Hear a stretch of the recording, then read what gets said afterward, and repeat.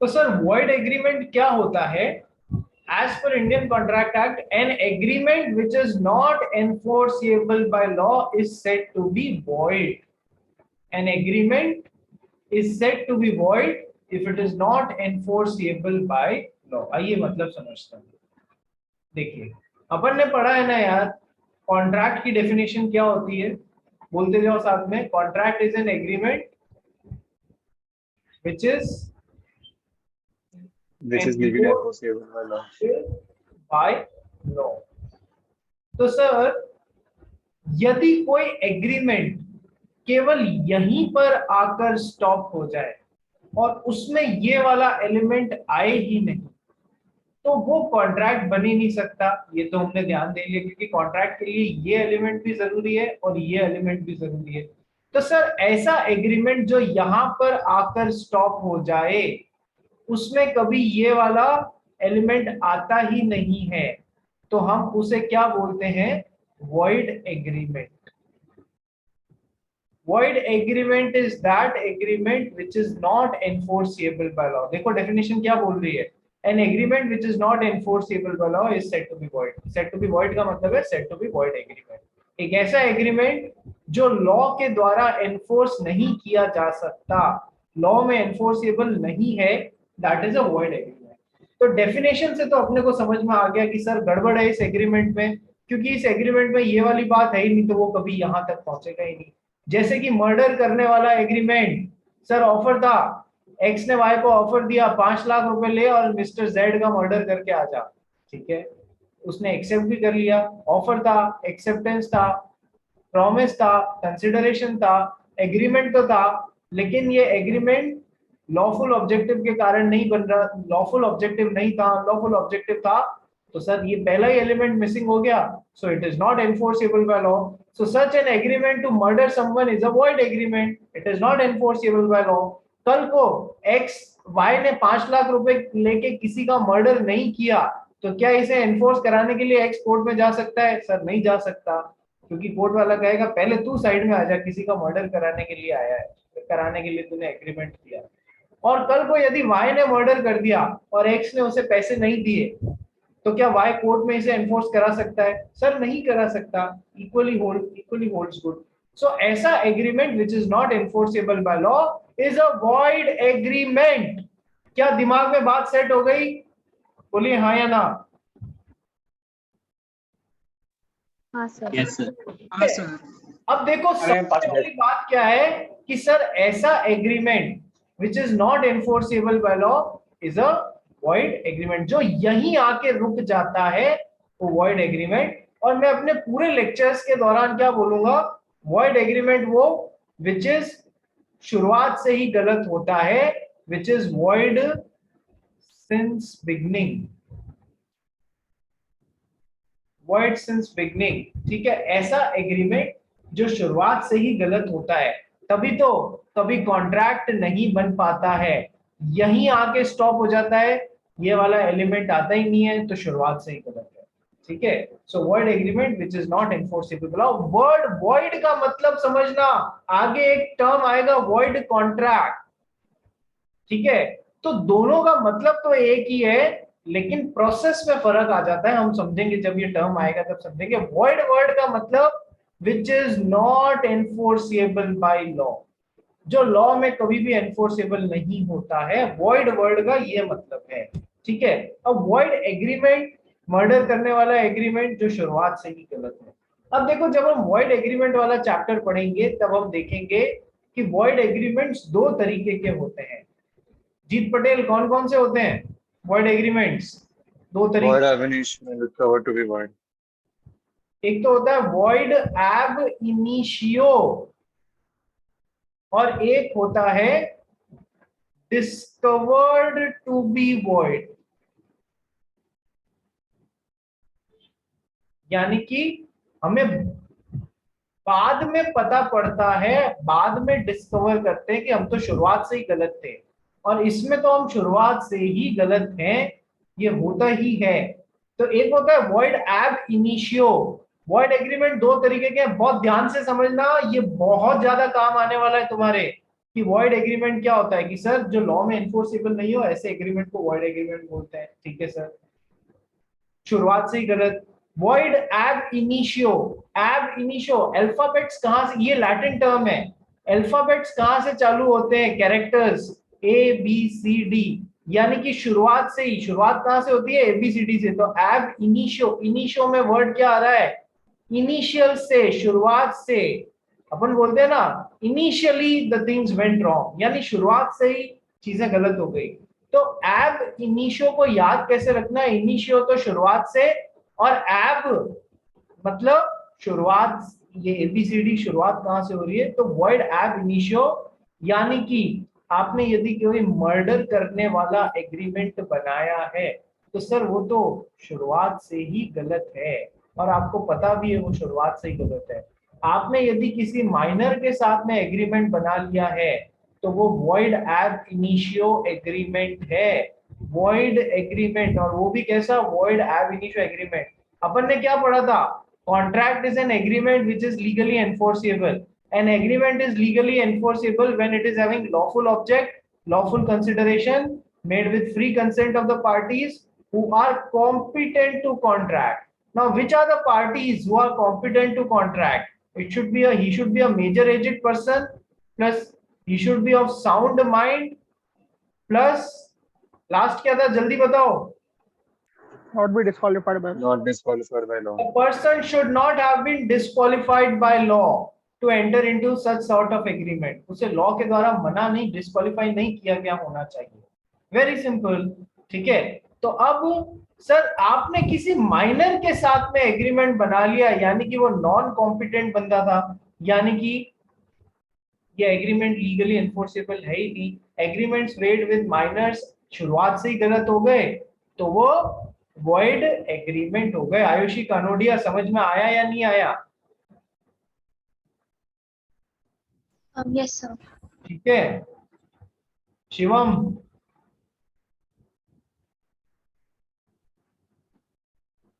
Shivam Jain,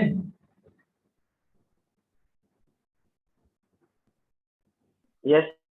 okay. मैं I hope everyone is getting what I am trying to communicate. void agreement जो कभी law में enforceable होते ही नहीं है, ये दो तरीके के होते हैं। एक तो void ab initio जो शुरुआत से ही गलत होते हैं, और एक दूसरी कैटेगरी होती है discovered to be void afterwards, यानी कि आप हैं तो शुरुआत से गलत, लेकिन आपको ये पता बाद में पड़ता है कि हम तो शुरुआत से गलत हो गए। आइए एग्जाम्पल से समझते हैं इस चीज को। हमारे दो धुरंधर लोग हैं, एक तो है बान्यमी जैन, ठीक है, एक तो बान्यमी जैन है और दूसरा है देवांश सोमैया। ठीक है, बान्यमी बहुत बड़ी बिजनेस वुमन है, इसकी क्या है चलती है, ये क्या करती है, टॉयज इंपोर्ट करती है, कंटेनर शिप्स पे जो आते हैं ना वो कंटेनर इंपोर्ट करती है। ठीक है, और देवांश क्या है, लोकल में टॉयज का होलसेल डीलर है, तो ये बान्यमी से इंपोर्ट हुए टॉयज खरीदता है। तो इनके बीच में एक दिन एग्रीमेंट हुआ, आज तारीख है 26/7 को, रात को 8 बजे, 8 PM वाला मत ले लेना, रात को 8 बजे कुछ पीते पीते इन्होंने कर लिया, नहीं, रात को 8 बजे ये दोनों बैठे थे, इनके बीच में एग्रीमेंट हुआ। बान्यमी ने कहा मेरा एक शिप आ रहा है लंदन से मुंबई, ठीक है, कब चल रही है, 26 तारीख को रात को 8 बजे इन दोनों में एक एग्रीमेंट बन रहा है। बान्यमी ने कहा मेरा एक शिप आ रहा है, उस पे 10 कंटेनर्स आ रहे हैं टॉयज के लदे हुए, ठीक है। देवांश ने बोला चल मैं सारे 10 खरीदता हूं तेरे से, ठीक है, कि 10 लाख रुपए टोटल, एक कंटेनर का 1 लाख रुपए, टोटल 10 लाख रुपए। देवांश ने कहा ओके डन, ठीक है, दोनों में डील हो गई, बान्यमी इसे देगी 10 कंटेनर और ये इसे देगा 10 लाख रुपए, ठीक है। एग्रीमेंट कब बन रहा है, 26 तारीख को रात को 8 बजे। लेकिन इन दोनों बेचारे लोगों को पता ही नहीं है कि जब ये एग्रीमेंट बना रहे हैं उससे पहले शाम को 6 बजे शिप डूब चुका है पानी में, ठीक है। अब शिप डूब चुका है तो क्या अब वो माल कभी रिकवर किया जा पाएगा? नहीं किया जा पाएगा। तो ये कैसा एग्रीमेंट बना रहे हैं जो शुरुआत से गलत है, क्योंकि डूबे हुए आइटम्स के लिए जो कभी रिकवर नहीं किए जा सकते, ये लोग उनके लिए एग्रीमेंट बना रहे हैं। तो ये है तो शुरुआत से गलत, लेकिन इनको ये बाद में पता पड़ता है कि हम तो शुरुआत से ही गलत एग्रीमेंट बना रहे हैं। So they are making an agreement discovered to be void afterwards, which is void since beginning, but it has been discovered afterwards कि हम तो शुरुआत से ही गलत थे। ये second category of void agreement समझ में आया रे? Yes, sir. रिया Yes, sir. समझ आया? Yes, sir. Kanika, Isha? Yes. Yes. ठीक है, चलिए अब देखो क्यों void एग्रीमेंट। अब हमारा देवांश की आदत है कि अड़ता बहुत है। देवांश सही में अड़ता है क्या तू लोगों से? कहाँ चला गया नहीं सर। देवांश? सही में नहीं अड़ता? मैंने तो सुना है कि तू बहुत अड़ता है। ठीक है, चल हम मान लेते हैं हमारे एग्जाम्पल के लिए तू बहुत ही अड़ियल टट्टू है। ठीक है, हम मान लेते हैं कि तू अड़ता है। चलो, अरे मैं मेरे एग्जाम्पल के लिए बोल रहा हूँ, रियल लाइफ में तू है या नहीं है वो तू जाने। चलो, तो अब देवांश ने कहा भान्यमी को, देख तेरे मेरे बीच में एग्रीमेंट हुआ है। माने नहीं बोला हाँ एग्रीमेंट हुआ है। ठीक है, अब मैं तो कुछ नहीं जानता, तेरे को मेरे को 10 कंटेनर टॉयज के कहीं से भी लाके देने, तू जाने तेरा काम जाने। मैं नहीं जानता, तेरे को मेरे को 10 कंटेनर लाके देने पड़ेंगे। वो बोलेगी अरे यार तूने इंडियन कॉन्ट्रैक्ट एक्ट ध्यान से नहीं पढ़ा है क्या? ये अपन ने जो बनाया वो वॉइड एग्रीमेंट था, शुरुआत से गलत था, लेकिन डिस्कवर्ड टू बी वॉइड था। Discovered to be void afterwards, हमको बाद में पता पड़ा कि हम शुरुआत से गलत थे, लेकिन हम शुरुआत से गलत थे इसलिए वॉइड एग्रीमेंट है, इसे अब कोर्ट में एनफोर्स नहीं कराया जा सकता। क्योंकि हम तो शुरुआत से गलत है। देवांश बोला मैं नहीं जानता, मैं तो केस ठोकूंगा यदि तूने मेरे को 10 कंटेनर, हमारा एग्रीमेंट था भाई, तूने क्यों नहीं, तेरे को देना पड़ेगा।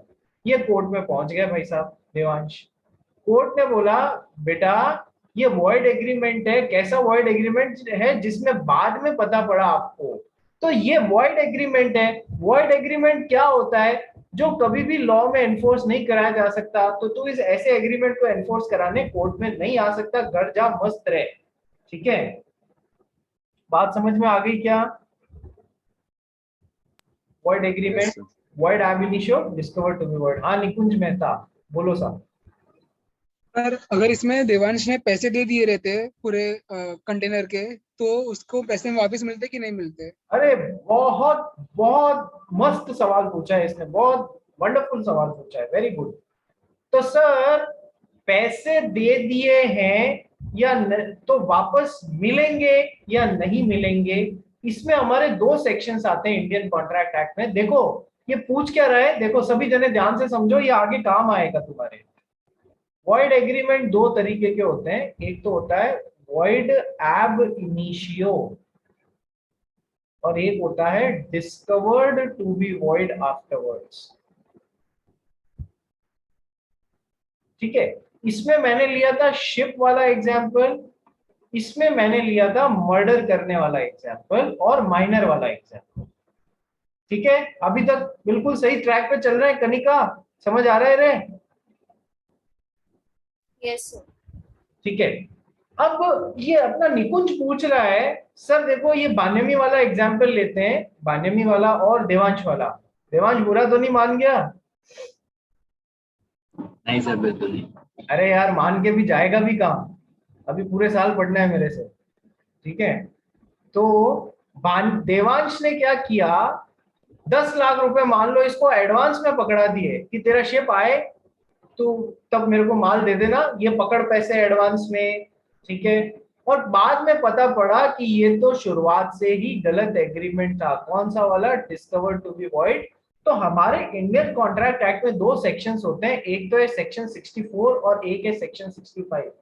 इनमें से एक वॉइडेबल कॉन्ट्रैक्ट के लिए है और एक वॉइड के लिए है, वॉइड एग्रीमेंट और वॉइड कॉन्ट्रैक्ट।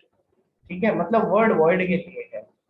कौन सा एग्जैक्टली दोनों में से एक के लिए सेक्शन 64 और सेक्शन 65 ये बोलता है कि यदि ऐसा वाला एग्रीमेंट है, वॉइड एग्रीमेंट में भी ऐसा वाला एग्रीमेंट है which is discovered to be void afterwards, उसमें यदि किसी ने दूसरे को कोई एडवांटेज दे दिया है तो दूसरे वाले को वो एडवांटेज वापस लौटाना पड़ेगा, यानी पान्यामी को अब ये 10 लाख रुपए वापस लौटाने पड़ेंगे। निकुंज बात समझ में आ गई? हाँ सर। ठीक है, लेकिन यदि ऐसा वाला एग्रीमेंट है जो शुरुआत से ही गलत है, जैसे मर्डर करने वाला, इसमें एक्स ने वाई को 5 लाख रुपए एडवांस में दे दिए कि ये पकड़ मर्डर करते रहना तू बाद में, यहां पर सेक्शन 64 या 65 का उपयोग नहीं किया जा सकता। क्या ये बात समझ में आ गई कि मेरे 5 लाख रुपए वापस लौटा, अपन ने तो वॉइड एग्रीमेंट बना लिया, यहां पर ये पैसा वापस लेने के लिए सेक्शन 64 या 65 यूज नहीं किया जा सकता। क्या ये दूसरी बात समझ में आ गई निकुंज और सभी लोगों को? हाँ सर। ठीक है। Yes, sir. अब इसमें एक माइनर का एस्पेक्ट अलग से आता है, ध्यान रखना, जब माइनर वाला पोर्शन पढ़ेंगे तब हम उसमें पढ़ेंगे कि ओवर द टाइम, मान लो एक ऐसी सिचुएशन आ गई, एक मोरी बीबी वर्सेस धर्मोदास घोष करके केस मैंने आप में से कुछ लोगों को पढ़ाया भी होगा।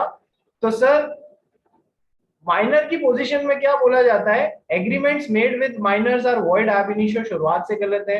माइनर से आप अपना पैसा भी वसूल नहीं सकते, ये भी सही है क्योंकि ये इस तरफ आ रहा है, इस तरफ नहीं आ रहा है, इस तरफ आ रहा है, इसलिए माइनर से वापस पैसा भी नहीं वसूल सकते।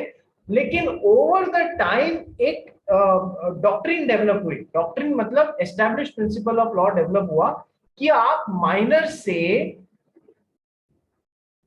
डॉक्ट्रिन ऑफ रिस्टोरेशन बोलता है, डॉक्ट्रिन ऑफ रिस्टोर करे। भाई माइनर ने कोई वॉइड एग्रीमेंट के अंदर फायदा उठा लिया है तो हम उसे रिस्टोर करने का, या रेस्टिट्यूशन, डॉक्ट्रिन ऑफ रिस्टोरेशन या रेस्टिट्यूशन करके, टेंशन मत लो आगे पढ़ेंगे इसको।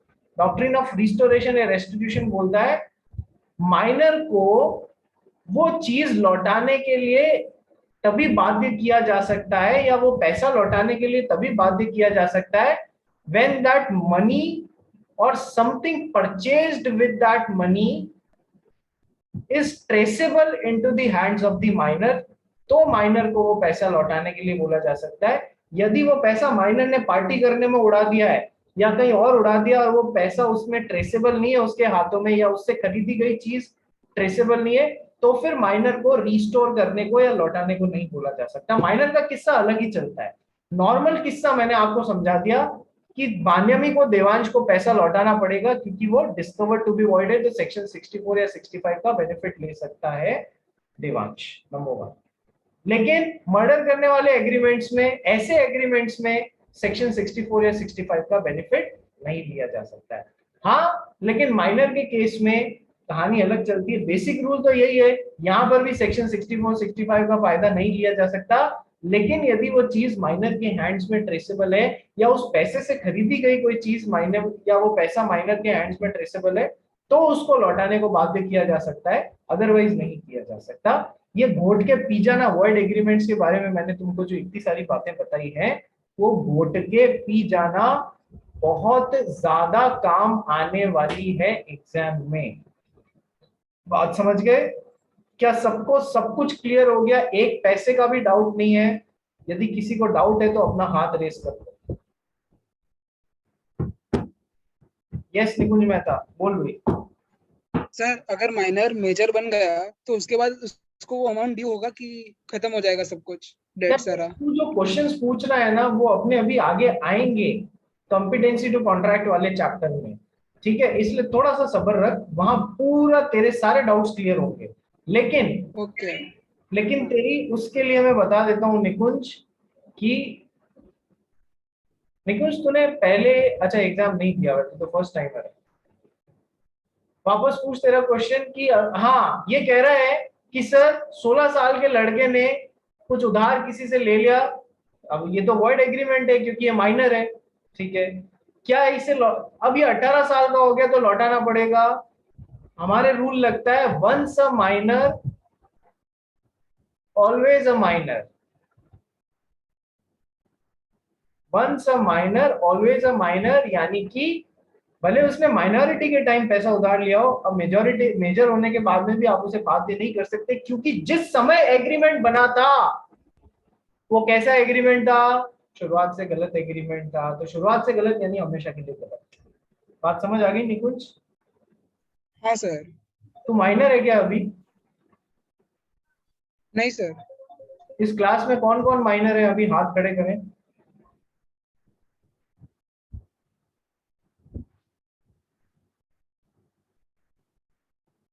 तो ये जो बाकी लोग हैं ना, कौन कौन बाकी बचे हुए हैं, कनिका, निकुंज और शिवम, तुम 3 लोग है ना, इन बाकी के लोगों से बच के रहना, ठीक है? ये माइनर तुमसे उधार ले लिए ना तो तुम इनका कुछ नहीं बिगाड़ पाओगे, ठीक है? जाके इन्होंने पार्टी कर ली तो यूं यूं करके उड़ा दिया ना, इनकी जेब में पैसा मिल गया तो अपन वापस वसूल लेंगे इनसे, लेकिन इन्होंने यूं यूं करके उड़ा दिया ना तो कुछ नहीं होगा तुम्हारा, इसलिए इनके साथ में कभी एग्रीमेंट मत बनाना।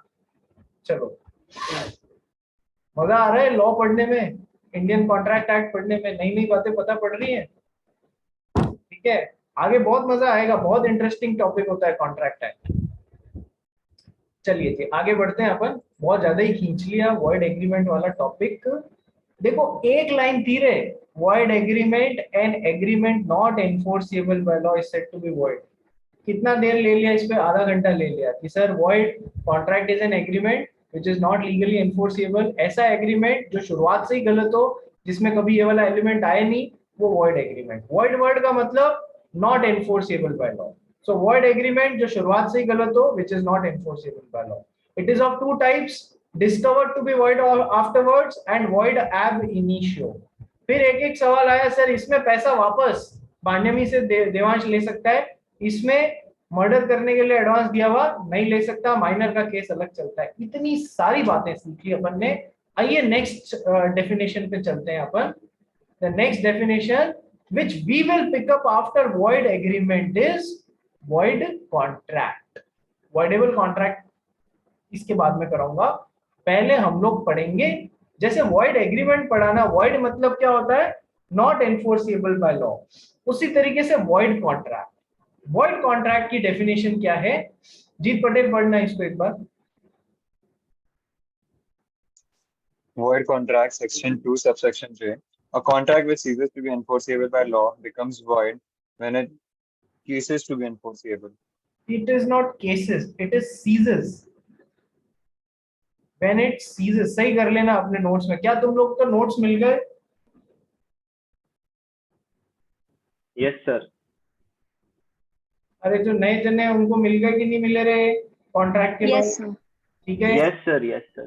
ठीक है। नहीं मिला सर। नहीं मिले ना तो प्रिया मिस से संपर्क करके ले लेना। चलिए, okay sir.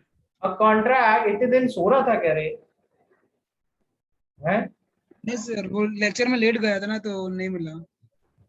A contract which ceases to be enforceable by law becomes void when it ceases to be enforceable. Sir definition तो पल्ले नहीं पड़ रही है, पहले मैं समझाता हूं फिर इस डेफिनेशन की तरफ आते हैं, ठीक है सर? और समझना कैसे, एग्जाम्पल से। तो सर void contract, void मतलब not enforceable by law, बड़ा सीधा सा मीनिंग है void वर्ड का मतलब। तो सर void एग्रीमेंट जो सर शुरुआत से ही नॉट एनफोर्सेबल बाय लॉ, तो सर void कॉन्ट्रैक्ट क्या होता है, ये भी एनफोर्सेबल बाय लॉ तो नहीं होता है, लेकिन एक फर्क होता है। सर क्या? कॉन्ट्रैक्ट की डेफिनेशन क्या है? Contract is an agreement which is enforceable by law, ठीक है सर? तो एक बार ऐसा एग्रीमेंट जो एनफोर्सेबल बाय लॉ भी है, वो क्या बन जाता है, कॉन्ट्रैक्ट बन जाता है, क्योंकि ये भी है ये भी है तो कॉन्ट्रैक्ट बन गया। Yes sir. लेकिन बाद में कुछ ऐसा हो जाता है कि कॉन्ट्रैक्ट, बिल्कुल सही कॉन्ट्रैक्ट बनने के बाद में ये वाला पार्ट वापस हट जाता है, तो फिर हम इसे बोलते हैं कि अब ये वाला पार्ट वापस हट गया। एक बार वैलिड कॉन्ट्रैक्ट या कॉन्ट्रैक्ट बन गया, उसके बाद में कुछ ऐसा हो गया कि ये वाला पार्ट वापस हट गया, तो अब it is this contract is no more enforceable in law, तो हम इसे बोलेंगे वॉइड कॉन्ट्रैक्ट। सर कैसे? आओ एक एग्जांपल से समझते हैं। देखो अगेन बान्यमी एंड ईशा, ठीक है, ये दो जने, बान्यमी का सिलेक्शन हो गया लंदन स्कूल ऑफ इकोनॉमिक्स में, ठीक है। अरे यार, तो अब बान्यमी विदेश जाने वाली है, तो कितने टाइम बाद जाने वाली है? 1 महीने बाद जाने वाली है। तो ईशा ने बान्यमी को ऑफर किया, बान्यमी तू तो अभी विदेश चली जाएगी, ठीक है, तेरे पास में एक वो 2 व्हीलर है ना, होंडा एक्टिवा, तेरे तो अब काम आने नहीं वाला है, तो क्या तू उसे मुझे 25,000 रुपए में बेचेगी? बान्यमी ने कहा अरे यार बड़ा सही ऑफर है, यहाँ पड़े पड़े तो ये स्कूटर अगले 2 साल खराब ही हो जाएगा, तो एक काम करती हूँ, चल आई एक्सेप्ट योर ऑफर। आज ऑफर बन रहा है 26/7/2022 को, ठीक है सर। क्या बन रहा है कि ईशा देगी बान्यमी को 25,000 रुपीज और बान्यमी देगी ईशा को अपना स्कूटर होंडा एक्टिवा। लेकिन कब देगी? बान्यमी ने बोला कि सर ईशा मैं जाने वाली हूँ 1/9/2022 को, तो मैं तेरे को उस तारीख को देके जाऊंगी, तब तक मेरे को स्कूटर काम लगेगा, ठीक है सर। कॉन्ट्रैक्ट कब बना? आज बना। कॉन्ट्रैक्ट बनाते समय मैंने आपको बोला था ना, consideration can be past consideration, consideration can be present consideration, consideration can be future consideration. तो इसमें ये कैसा कॉन्ट्रैक्ट है जिसमें दोनों पार्टीज एक दूसरे को फ्यूचर में कंसिडरेशन देंगी। 1 तारीख को बान्यमी ईशा को स्कूटर देगी और 1 तारीख को ईशा उसे 25,000 रुपीज दे देगी, लेकिन कॉन्ट्रैक्ट तो आज ही बन गया ना। कंसिडरेशन भले ही फ्यूचर में मिल रहा हो, वो भी वैलिड कंसिडरेशन होता है, हमने तो पढ़ा हुआ है। समझ में आ रहा है या नहीं? बोलो हाँ। हाँ सर। Yes sir. हाँ सर। ठीक है, कॉन्ट्रैक्ट आज बन गया है 26/7 को, ठीक है। दोनों पार्टीज कंसिडरेशन कब देंगी? 1/9 को। अब देखो कॉन्ट्रैक्ट बन चुका है, ये ऐसा एग्रीमेंट है which is enforceable by law. Law के हिसाब से स्कूटर बेचना और खरीदना कोई गलत थोड़ी होता है, ठीक है। हम ये मान के चलते हैं ईशा और बान्यमी दोनों मेजर हैं, दोनों साउंड माइंड की हैं, लॉफुल ऑब्जेक्ट है, लॉफुल कंसिडरेशन है, फ्री कंसेंट है, किसी ने दूसरे के साथ में जबरदस्ती नहीं की है उसके कंसेंट लेने के लिए, सारी बातें इसमें बिल्कुल सही कॉन्ट्रैक्ट है। अब क्या हुआ, सडनली ऑन 25/8/2022 यानी स्कूटर देने से हफ्ता भर पहले इस स्कूटर का एक्सीडेंट हो गया, एक बस से टकरा गई, बेस्ट बस से। और ऐसा बान्यमी नहीं चला रही थी, कोई और चला रहा था। इस बस से, बेस्ट बस से ऐसा एक्सीडेंट हुआ कि स्कूटर पूरा बिखर गया, कचरा हो गया। एक स्क्रू इधर पड़ा है, एक हैंडल इधर पड़ा है, हेडलाइट इधर पड़ी है, सीट उधर पड़ा है, टायर उधर पड़ा है, सब कुछ ऐसा है कि अब वो पहले वाली स्थिति में कभी वापस आ भी नहीं सकता है। तो अब ये वैलिड कॉन्ट्रैक्ट जो था, जो कब बना था, क्या अब इस कॉन्ट्रैक्ट को पूरा किया जा सकता है? क्या अब इस कॉन्ट्रैक्ट को 1 तारीख को पूरा किया जा सकता है क्या? नहीं सर, 25/8 को चेंज इन सर्कमस्टेंस हो गया, चेंज इन सर्कमस्टेंस हो गया। सब्जेक्ट मैटर जो स्कूटर था वो डिस्ट्रॉय हो गया, subject matter itself got destroyed. तो अब इस कॉन्ट्रैक्ट को पूरा नहीं किया जा सकता। तो सर शुरुआत में जो वैलिड कॉन्ट्रैक्ट था एकदम सही था सर, एग्रीमेंट भी था, एनफोर्सेबल भी बाय लॉ भी था। Due to change in circumstances ये एनफोर्सेबिलिटी वाला पार्ट इसमें से वापस हट गया, और अब ये वैलिड कॉन्ट्रैक्ट किस में कन्वर्ट हो गया? वॉइड कॉन्ट्रैक्ट में। अब इसे एनफोर्स कोर्ट में नहीं कराया जा सकता। क्या तुम्हें वॉइड कॉन्ट्रैक्ट का मतलब समझ में आया? सर ऐसा कॉन्ट्रैक्ट जो पहले तो सही था लेकिन बाद में कुछ ऐसा हो जाता है कि ये वाला पार्ट जो है ये वापस हट जाता है, तो now it is no more enforceable, so it becomes valid contract becomes void contract. तो सर इसमें और इसमें फर्क क्या है?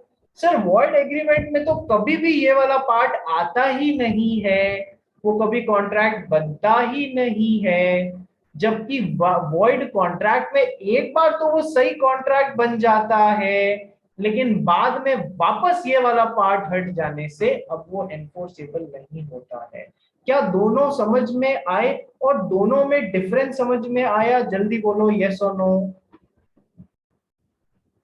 Yes, sir. Yes, sir.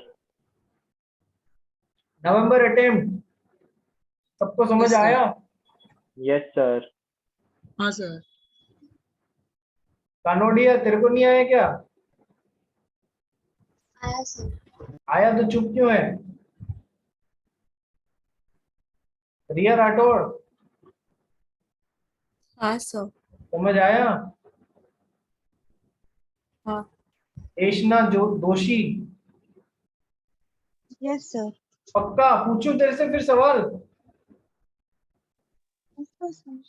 ठीक है, पूछूंगा।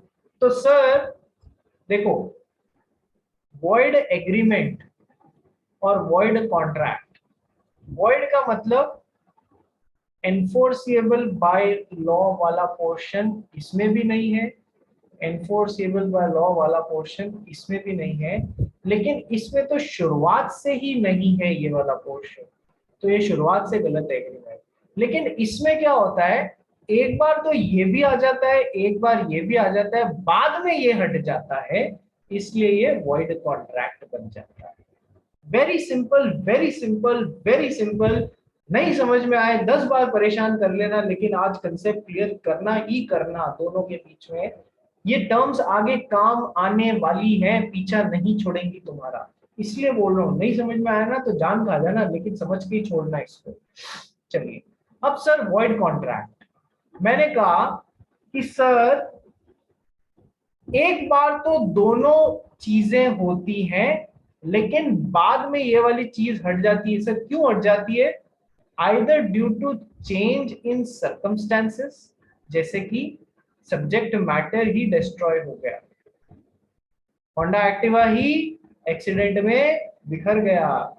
तो अब यदि ईशा जाती भी है ना, ईशा अड़ जाती है, अरे हमारा कॉन्ट्रैक्ट था, वैलिड कॉन्ट्रैक्ट था, ऑफर था, एक्सेप्टेंस था, प्रॉमिस था, कंसिडरेशन था, ठीक है, लॉफुल ऑब्जेक्ट था, लॉफुल कंसिडरेशन था, फ्री कंसेंट था, वगैरह वगैरह, हम कॉम्पिटेंट थे, सारी बातें थी। ओके, तो अब भान्यमी तुझे एक्टिवा देना पड़ेगा, कहीं से भी लाके दे, तेरा सरदर्द है। भान्यमी दे नहीं पाएगी, ईशा चली गई कोर्ट में, ठीक है, कोर्ट ने कहा बेटा ये वैलिड कॉन्ट्रैक्ट वॉइड कॉन्ट्रैक्ट में कन्वर्ट हो चुका है, अब ये लॉ में एनफोर्सेबल नहीं है, क्योंकि चेंज इन सर्कमस्टेंस हो गया है, होंडा एक्टिवा सब्जेक्ट मैटर ही डिस्ट्रॉय हो गया, अब ये पूरा नहीं किया जा सकता, तो आप दोनों घर जाइए, मस्त रहिए। ठीक है सर, तो ईशा इसे एनफोर्स नहीं करा सकती है। चलिए, दूसरा कारण कि ये एनफोर्सेबल बाय लॉ वाला पोर्शन आके भी हट जाता है, it is change in law, it is change in circumstances, and दूसरा कारण है change in law. Second example, sir 1947 का एरा चल रहा है, यानी कि जस्ट आजादी मिली ही है अभी अपने को, ठीक है। 1947 में अपन एक एग्जांपल मान के चलते हैं, ओपियम मतलब समझते हो? ओपियम क्या होती है? अफीम, अरे कभी सुना नहीं है क्या? ओपियम, अफीम, जिससे नशा होता है, सुना है इसके बारे में? ड्रग्स।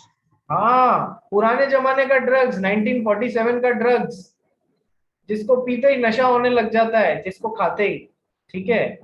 तो 1947 में मैं मेरे एग्जाम्पल के लिए मान के चल रहा हूं, सरकार ने ओपियम की खेती पे कोई बैन नहीं लगाया हुआ था, ठीक है, ठीक है।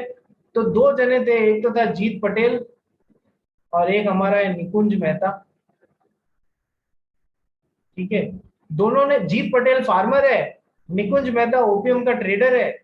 तो जीत और निकुंज ने आपस में कॉन्ट्रैक्ट बनाया कि आज से 2 महीने बाद जीत पटेल निकुंज को 10 kg ओपियम अपने खेत में उगा के देगा, और बदले में ये इसे 1 लाख रुपीज देगा। 1 लाख रुपए बहुत बड़ी कीमत होती थी 1947 में, ठीक है सर, अभी 2 महीने का टाइम पीरियड चल रहा है, ठीक है सर।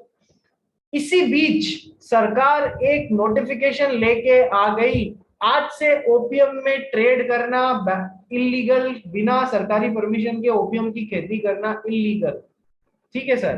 कॉन्ट्रैक्ट बनाया था जीत पटेल और निकुंज ने, तब तो वैलिड कॉन्ट्रैक्ट था, लेकिन बाद में चेंज इन लॉ हो गया, उसके कारण क्या हो गया, ये वैलिड कॉन्ट्रैक्ट किसमें कन्वर्ट हो गया, वॉइड कॉन्ट्रैक्ट में कन्वर्ट हो गया। अब इसे कोर्ट में एनफोर्स नहीं कराया जा सकता। अब न निकुंज बोल सकता है ला मेरी 10 किलो अफीम, न जीत पटेल बोल सकता है ला मेरे 1 लाख रुपए, क्योंकि अब ये वैलिड कॉन्ट्रैक्ट किसमें कन्वर्ट हो गया, वॉइड कॉन्ट्रैक्ट में। अब इसे एनफोर्स नहीं कराया जा सकता। टाइम खत्म हो रहा है, हम सब रिज्वाइन करेंगे वेरी क्विकली।